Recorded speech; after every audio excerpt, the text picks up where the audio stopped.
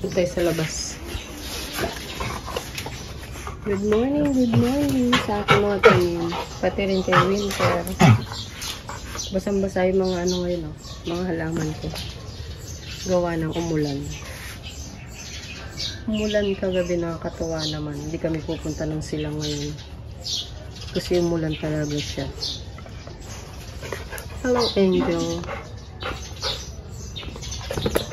Green na green pa rin, oh. Yung aking ano.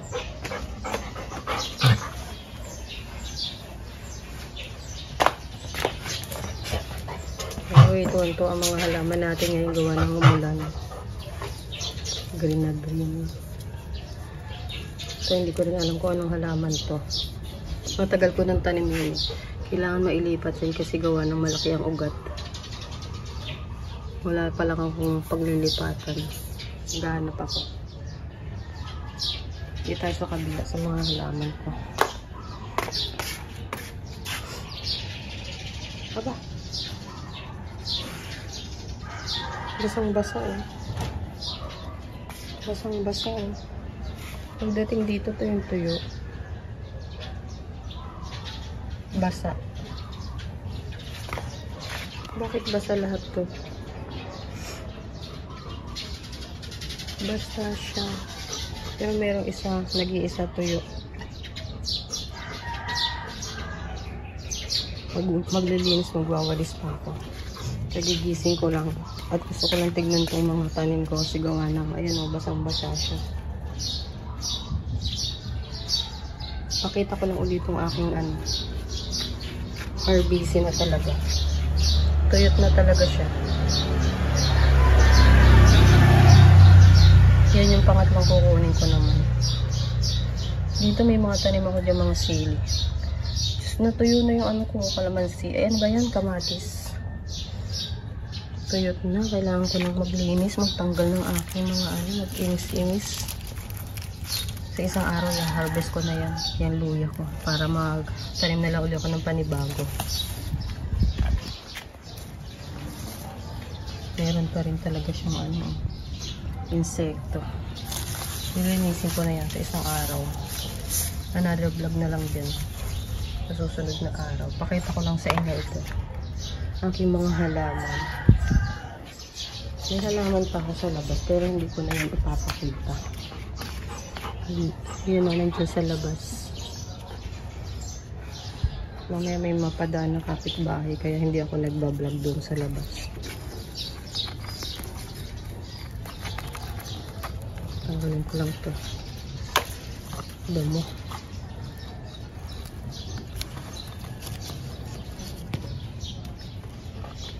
Maglalaba ako ngayon. Ay, hindi pala, magbababad muna ako bago ko lalabang bukas. Maglalaba ako ngayon. Ay, hindi pala. Magbababad muna bago maglalaba bukas. Naging ugali ko na magbabad muna bago maglaba bukas. Bababad yung mga damit. Ba't ang daming damo?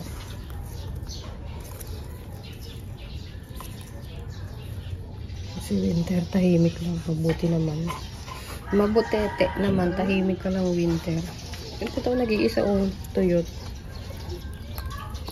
Tuyo siya. Hindi siya nabasa. Nag-iisa lang.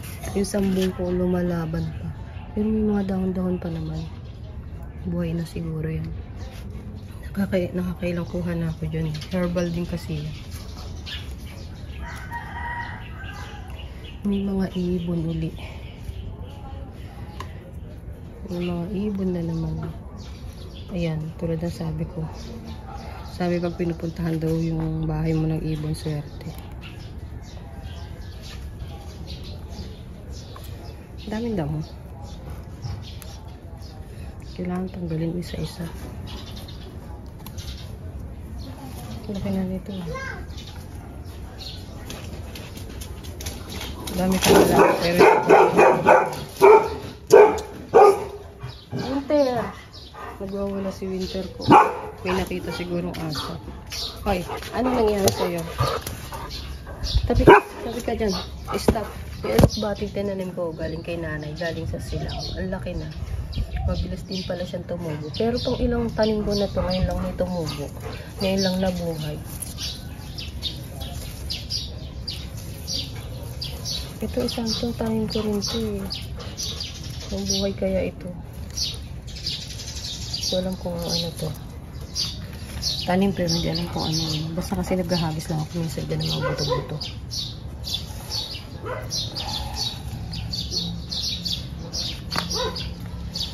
Kailangan ko na maglinis-linis na naman. Oh. Mga natutuyo-tuyo na naman yung mga hala-halaman ko. Ay matanggal. Kailangan ng gunting. Money maker to. Itong alam ko dito sa ano na to eh. Yun lang alam ko talaga money maker to. Pero yung pinaka-ano niya hindi ko alam.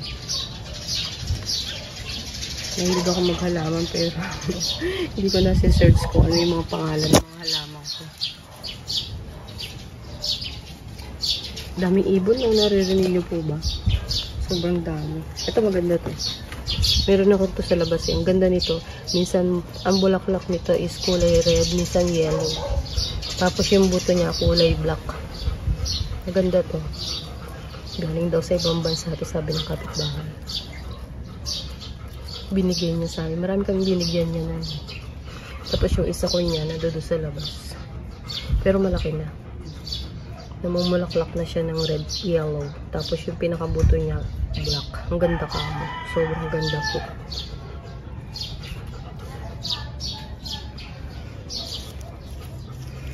Paborito to hawakan ni Raisin eh. Itong halaman ko na to. Minsan pinapahawak ko pag alam kong bagong dilig tsaka malinis. Pero minsan hindi. Tuwan-tuwa siya kay Jens kasi sa halaman pag gumagalaw. Sobrang ganda. Natutuwa siya, na-amaze siya kasi gumagalaw. Wala, laki mo na snake plant. May nag-comment sa akin na nakaraan. Shinare ko to. Hindi ko alam talaga kung ano to. May idea na ako pero hindi ako sure. Pero sabi yun nga raw, snake plant daw. Meron pa kanya isa dito. Sige tayo sa kabila. Ito oh. Ano siya? Green tsaka yellow. Tapos pagdating dito sa kabila, meron din dito. Kulay green lang talaga siya. Yan oh. Ay, diba? Ito. May nag-comment din sana, nakalimutan ko pang snake din daw to. Snake plant din daw. Yan. Yung pahaba na yan. Gusto ko rin yung isa yung bamboo eh. Wala pa ako nun. Nagbuhay ba ako nun? Parang hindi. Susunod, maghahanap ako nun. Para siyang bamboo o kawayan. Alam, tuntuwa yung mga halaman ko. Gawa ng green na green. Gawa ng naulanan. Itong ganda nito. Swerte kasi namunga siya. O, namulaklak siya. Ito isa na tuyot pa to eh. Itong isa na to. Yung oregano ko, kamusta? Wow. Madalas ko pinuputulan yan. Pero ano pa rin, mabilis siyang maglumago, mabilis din tumubo. Nakakatuwa. Gamot yan sa ubo. Sa amin ha, ewan ko sa iba. Comment nyo na lang. Maganda sa ubo yan.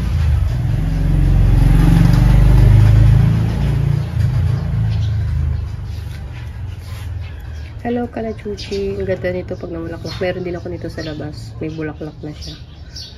Ito katatapos ng ata nito mamulaklak eh. Kasi bagong sibol na siya oh. Dito sa taas, ayan oh. Basta ganito na siya. Tapos may magsibol. Ito naman bago pa lang oh. Bago pa lang siguro yan mamulaklak.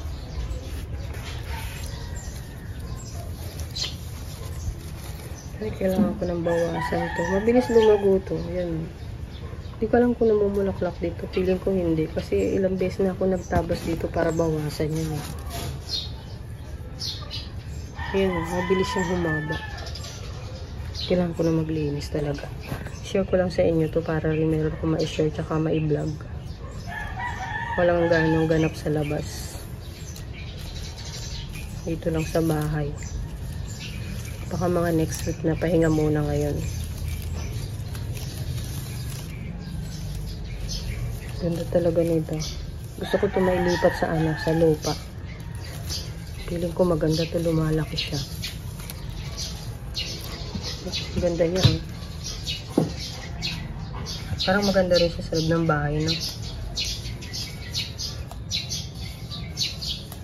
Dami ng ibon. Parami na ng parami. Dami ng ibon. Parami na ng parami.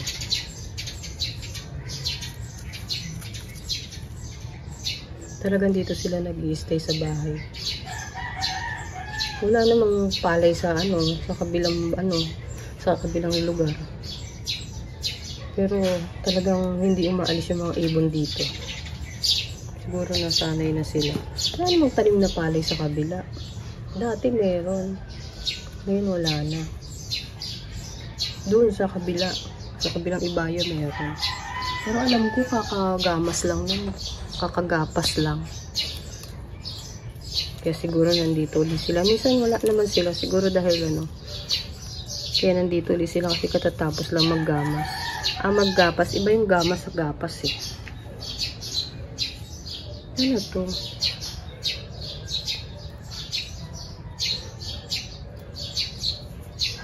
Talaga yung mga halaman kailangan meron pang spray para hindi ma-insekto.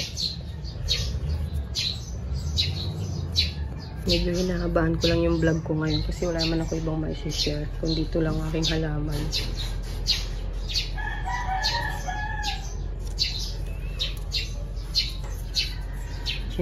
Check. Dito tayo ulit sa kabila. Nagwawalis-walis ako. Ang daming kalat eh. Dito ako nagugulat. Tingnan niyo. Ano siya? Wala siyang dilig, hindi siya basa. Samantala yung iba lahat basa eh. Gawa na umulan kagabi. Ayan o.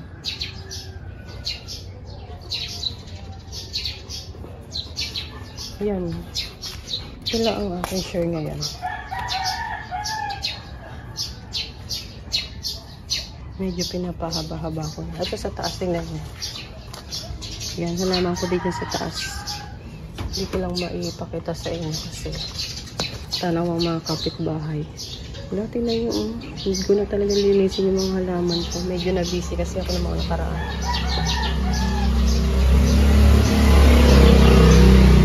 Tingnan nyo siya. Grabe. Kailangan ko na. Ba't napapasukan ng mga yan? Ng mga ibang damo. Lagi ko naman tinatanggal. Na-stress na nga ako dyan sa mga damo na yan. Hindi matanggal-tanggal eh. Ewan ko ba dyan?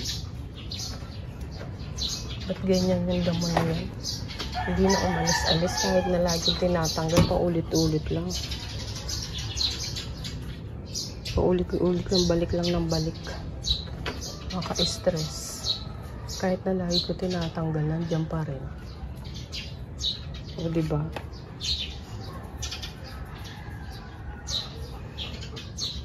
Pasensya na po kayo. Ito lang yung kaya kong i-share ngayong araw na to.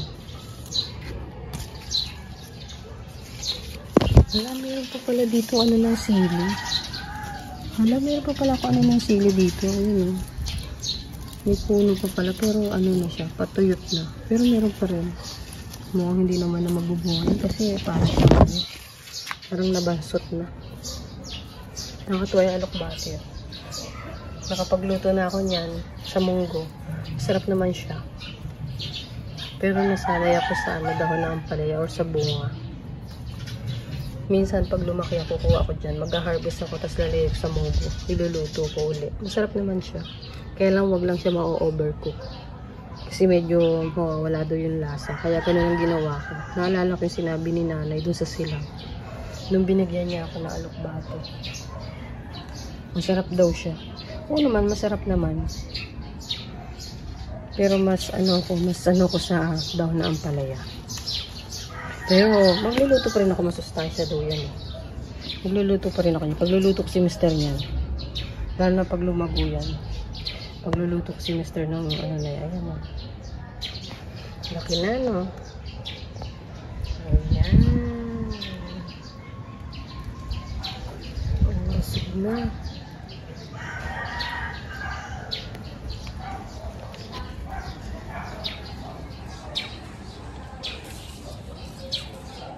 Ito ulit tayo sa kabila. Hello, Winter. Hello, Winter na ubod ng ulit. Pero mabait yan. Super bait. Diba na? Diba mabait ka? Asus. Aray! Aray! Aba. Uy, ba't nilalanggam ang aking halaman? Basta nag-aaraw. Maraming langgam. Nag-iipon kasi sila nag-iimbak bago magpag-ulan. Yan lang po aking share. Pinahaba ko lang tong aking vlog ngayong araw na to. Dito sa aking mga halaman. Ganda talaga nito. Siguro money maker din yan. Lalo na itong isang katuwa. Lumago na siya. Dati maliit lang yan eh. Ngayon lumaki na siya ng lumaki.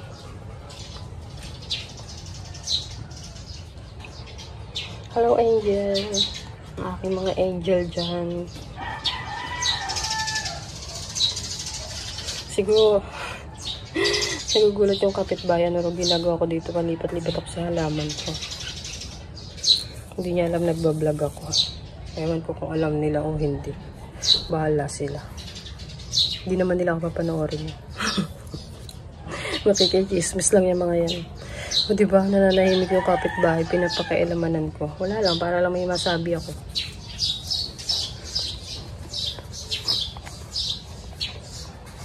Para lang umaba tong vlog ko. Diba? Walang magawa eh. Kaya share ko to. Yung mga halaman.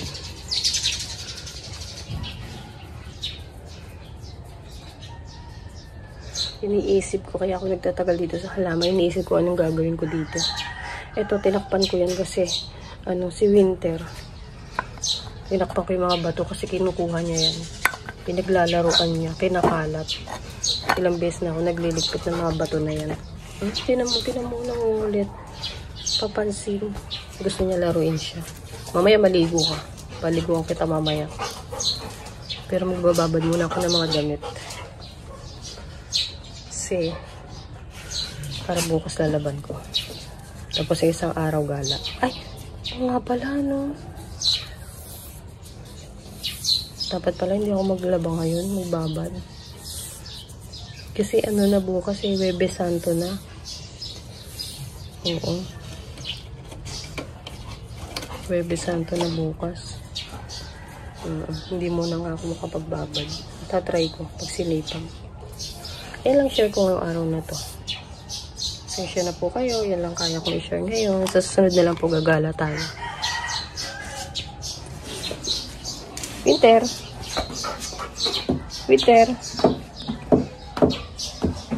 Ganda ni Winter. Ang halaman ko.